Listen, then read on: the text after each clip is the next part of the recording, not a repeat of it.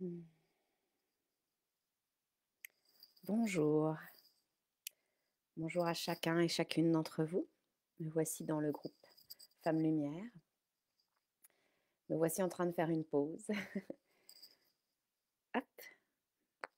Est-ce que mes oreilles sont au même niveau? J'ai l'impression que non. Non, chaque paire de lunettes, mes lunettes sont de travers. Le dénominateur commun, mes oreilles. Bref. Oui, je fais une pause. Ce matin, je suis dans la maison. Le décompte est, est lancé. L'emménagement, c'est la semaine prochaine. Je disais à une cliente que j'avais en privé ce matin à 9h, elle se demandait, elle voulait décaler, puis elle n'osait pas, et puis finalement, c'est très bien tombé.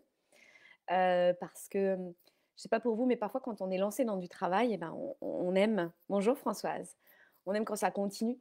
Et puis finalement, elle m'a permise, en fait, d'avoir un espace un peu plus, un espace-temps plus large, de pouvoir envisager, parce que avec ces rénovations, comme je le notais en story, je parle moderne quand même. Ça m'apprend énormément. Entre autres, l'art de la patience, j'en parlais dans. Je pense que je reviendrai en parler ici ou ailleurs. Mais j'apprends, en fait, mon cerveau apprend de nouvelles choses. Et c'est vraiment, vraiment très agréable. J'en parlais avec les femmes du Cercle de Feu. Je suis retournée comme élève, comme dans un bal de Lindy Hop. Bonjour Florence. Et puis, je parlais avec le maçon hier, c'était sa dernière journée. Il m'a dit, mais c'est quand même assez épatant. Le travail que vous avez fait, oui, il y a des petits défauts, mais c'est quand même assez impressionnant. Comme quand quelqu'un, il dit surtout, ça me touche quand quelqu'un dans sa maison se met en œuvre et apprend de nouvelles choses et crée de ses propres mains. Et je dis, bah, en fait, dans mon cerveau, c'est vrai que ça lui permet de faire autre chose. C'est la méditation, par exemple, a cette capacité de créer de nouveaux liens synaptiques. Eh bien, je trouve aussi que de se mettre dans d'autres environnements et de créer d'autres choses, eh bien, ça nous permet aussi d'élargir nos champs de connaissances dans la pratique. Parce que savoir, c'est bien sympa, mais être un sachant ne fait pas de nous un vivant. Donc voilà, donc c'est très intéressant. Et puis relationnellement, puis le lien avec mes enfants, avec cette maison, je trouve ça très pertinent. Donc, le décompte est lancé. Je vis entre deux maisons, je vis entre 12 cartons, avec deux enfants malades qui vont mieux, mais qui m'ont refilé un petit truc. Euh, donc voilà, j'arrive avec quelque chose que j'ai envie de dire aux accompagnants. Euh, Et je pense qu'on est tout le temps un accompagnant. On est toujours une figure d'autorité, on est toujours à un moment donné une posture d'autorité. On en parle, on le travaille énormément. C'est notre, euh, c'est notre centre dans Yogi Dharma, cette posture d'autorité, ce qui déconstruit beaucoup de choses.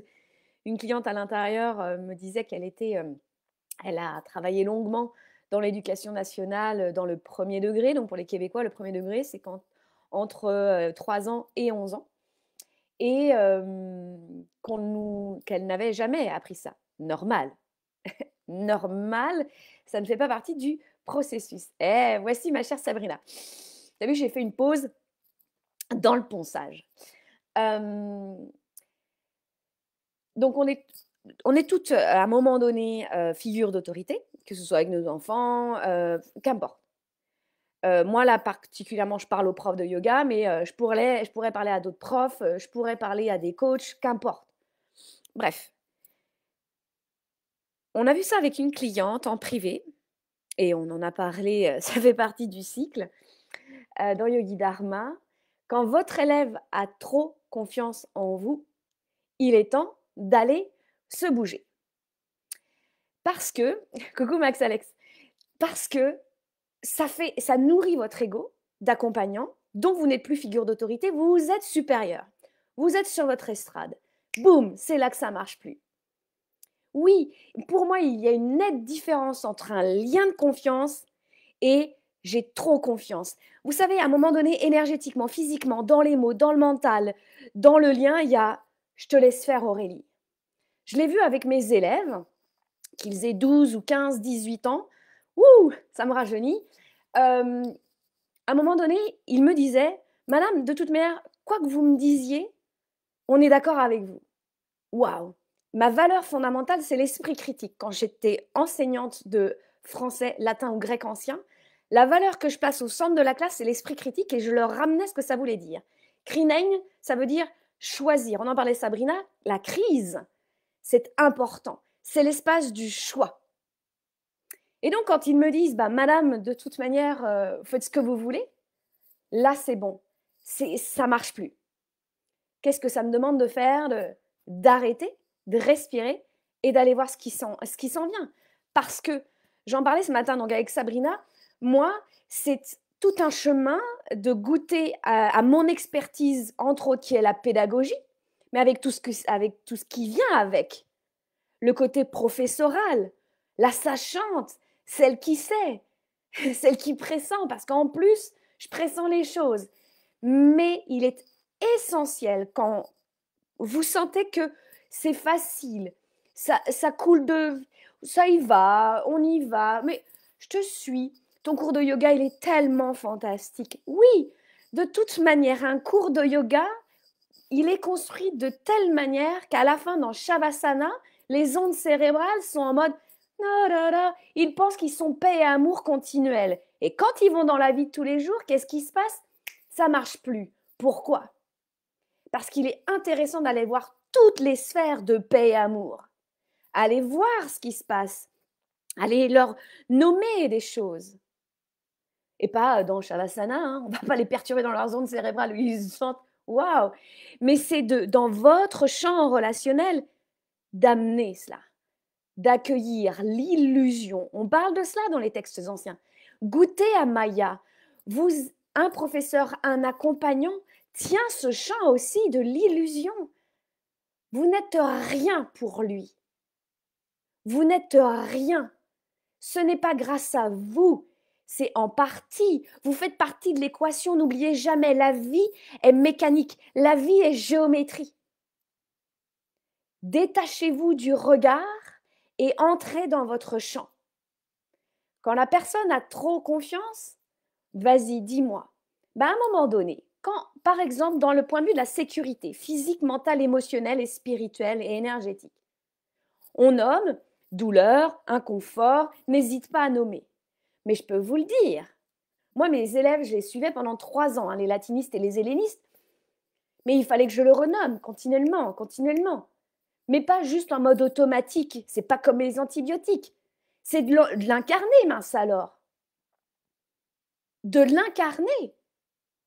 De tomber de l'estrade de la sachante.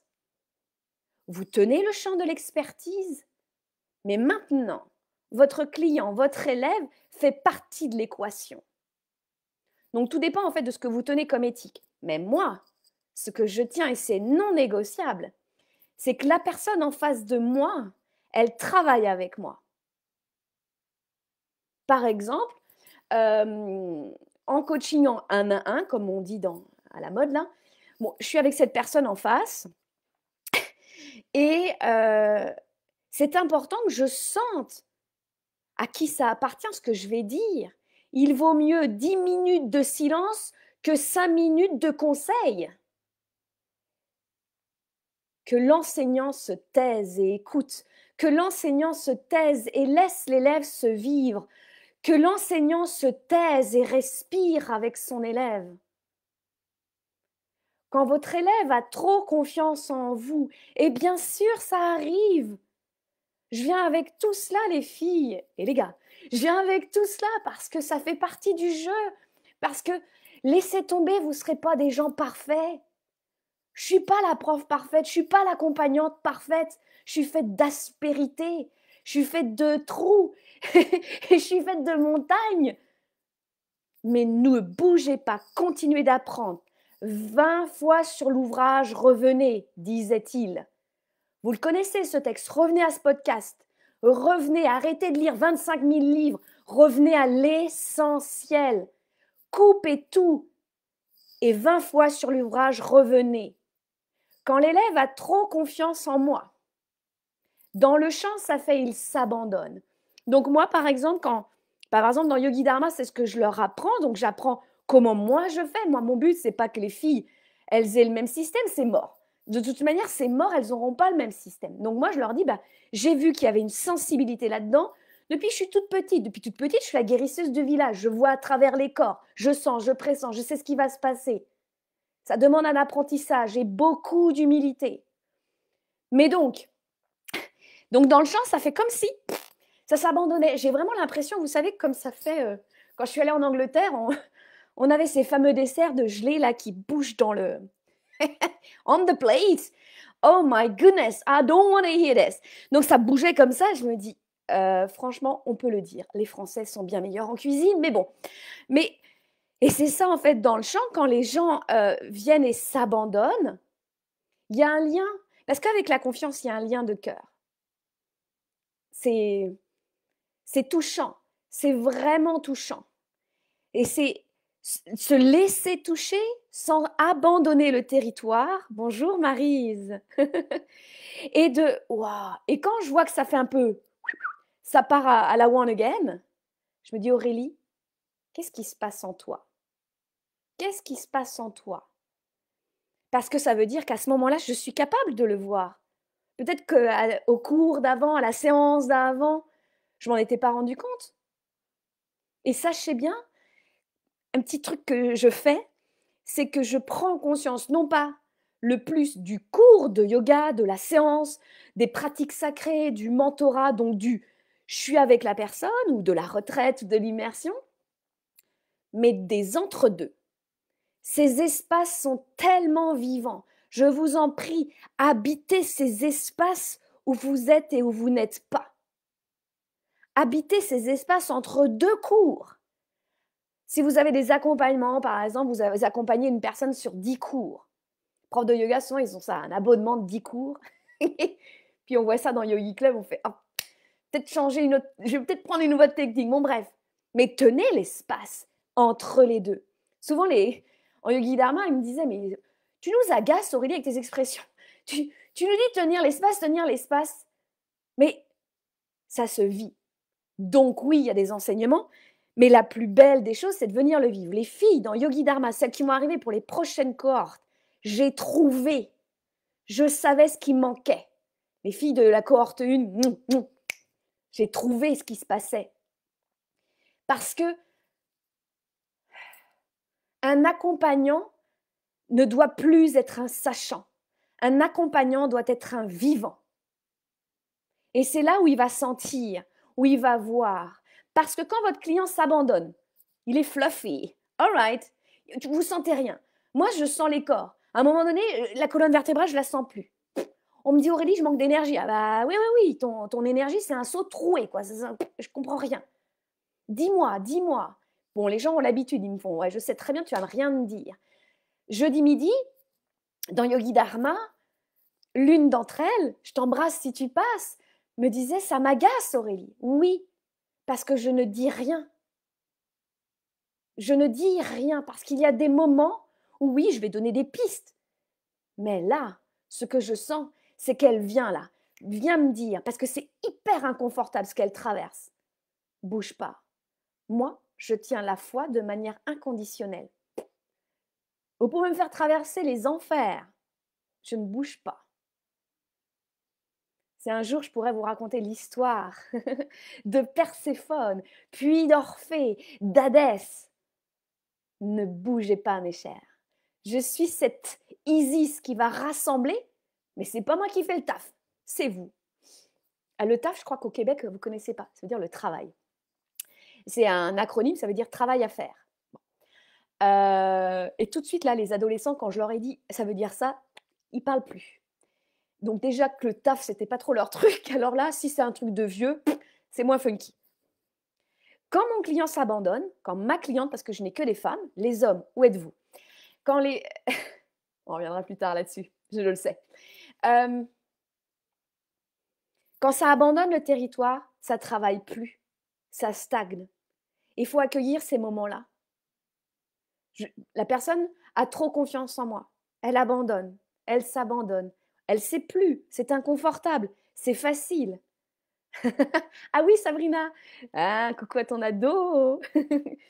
C'est vraiment, ça co-crée plus. N'oubliez jamais, vous faites partie d'une équation. Vous n'êtes pas au-dessus, vous êtes à côté. Elle plus vous égale égal. Et je peux vous dire qu'on n'est pas en équation à une seule inconnue. Et les résultats ne sont pas seulement binaires, on est plutôt dans une matrice exponentielle. Si vous aimiez pas les maths, petite anecdote, je ne suis pas allée faire S scientifique parce que je n'aimais pas le prof de maths. Quand je disais ça à mes élèves, ils font: ah ben voilà, on a le droit. Les parents me disaient: Madame l'anglais, ne dites pas tout. Mais voilà, ça ne co-crée plus. Mais il faut, c'est pas que, par exemple, j'avais cette tendance, donc je sens que la personne abandonne le territoire, et j'avais cette tendance, moi, un peu pita, là, j'avais mon feu qui était inconfortable parce que je croyais qu'il fallait la bouger. Ah, j'ai eu ça beaucoup avec mes élèves, fallait que je les bouge. Mais non, il faut accepter quand ça bouge pas. Bah ouais, ça fait pas très résultat. Par exemple, Yogi Dharma, là, si les filles venaient vous dire, alors on a créé une offre, Aurélie elle donne des conseils, on a travaillé les blocages émotionnels sur l'argent. J'en ai rien à secouer. Je peux vous le dire, j'en ai rien à secouer. Je ne travaille qu'avec une seule chose, l'essence qui vous traverse, que l'instant présent. Les blocages vont venir. Et si je fais quelque chose, vous n'aurez plus le pouvoir. Vous faites toujours partie de l'équation. Et les résultats arrivent dès le 2e mois. Et tout a des rythmes différents. Je leur disais hier midi que j'ai vu que j'ai progressé. Parce qu'au tout début, dans mes groupes, moi j'ai commencé par du groupe parce que bah, vous, la prof, vous pouvez lui donner 20, 100 élèves, vas-y, on part en voyage scolaire, on y va. C'est facile pour moi. Mais que quand j'avais commencé avec des groupes de femmes, et que je voyais qu'il y en avait une, ça bougeait dans sa vie, elle voyait que il y avait des résultats concrets, parce que le but, c'est qu'il y a quelque chose qui se bouge dans votre vie. Hein. Si c'est pour parler indéfiniment de philosophie, moi, je suis de la philosophie antique, la philosophie pragmatique. Hein, voilà. Et puis, il y en avait d'autres qui n'avaient pas de résultats, et puis qui étaient dans le chaos. Crrr, crrr. Donc, moi, ça m'a demandé de ne pas bouger et de tenir différents espaces. Mais ça me rendait hyper inconfortable, parce que moi, je pensais que il fallait qu'elle bouge pour pouvoir avoir des résultats. J'ai appris. J'ai appris que ça ne fonctionnait pas comme ça. Et donc, je vous disais, hier, j'ai pu observer, donc il y en a 2, 3 là qui nous ont pondu des programmes, attention les filles. Donc, il y en a qui ont fécondation, d'autres qui sont au 1er trimestre, 2e trimestre, 3e trimestre. On est là-dedans. Ça ne fait pas partie des promesses de Yogi Dharma, mais juste que ça porte l'essence. C'est le Dharma. Vous portez votre dharma. Le but, c'est de lui donner un espace bienveillant, sacré, et pas bienveillant, oh, tu vas y arriver, ose, prends ta place. C'est fluffy, ça nous saoule là. Donc c'est dharma, je sais qu'il est là. Et donc il y en a qui ne sont pas là-dedans. Et je leur disais, waouh, moi je me sens hyper à l'aise de savoir qu'il y en a. Alors c'est particulier à dire, mais j'assume. Je suis hyper à l'aise qu'il y en a certaines qui, hop, ça s'ouvre, et puis d'autres, elles rencontrent Hadès. Mais sauf qu'on nous a fait croire, sauf ceux qui ont fait latin avec Madame Langlais, que les enfers c'était négatif. Ce n'est pas vrai, mes chers. Je vais vous ramener à l'origine. Inferi, c'est à l'intérieur de ce que vous portez dans l'étymologie. Et inferi, c'est ça, c'est l'involution. L'ascension, là, on nous en parle en long, en large, en travers. C'est pas monter, c'est entrer. Et descendre dans les enfers, comme le fait Orphée pour récupérer sa femme, mais ça n'a pas fonctionné. Descendre dans les enfers, c'est marcher le chemin, rencontrer ses plus grands monstres, et rencontrer ses adjuvants, et avoir la surprise que dans les inferi, il y a Élysséos, les Champs-Élysées, le champ des élus, qui a été après nommé le paradis. Mais à la base, à l'origine, même dans les textes monothéistes, nous ne sommes pas dans dichotomie, nous sommes en acceptation, en alchimie. Vous ne pourrez jamais goûter au paradis sans goûter aux enfers. L'un des leitmotifs, maintenant je parle russe, l'un des leitmotifs, je vais être assez limitée. Depuis janvier avec Yogi Dharma, là, je leur dis, les filles, vous goûtez votre propre poison. Ça va être beaucoup étymologique aujourd'hui, mais le poison, la pharmacone, mais il n'y a pas de neutre, hein, mais pharmacone c'est du neutre. Donc pharmacone, la pharmacie, c'est le poison d'abord. Vous savez très bien, si vous avez fait des études de médecine ou je ne sais, on construit. Et c'est pas obligé d'être hyper violent. C'est agréable, c'est bon. Parce que qu'est-ce qui se passe? Par exemple, quand j'ai en face de moi ma cliente qui goûte à son poison. Waouh! Ce que je découvre, c'est une femme hyper puissante. Elle se rend compte depuis toute sa vie qu'en fait, elle était déjà la reine. Elle le savait déjà. En fait, ça devient très très simple. Ça coule de source.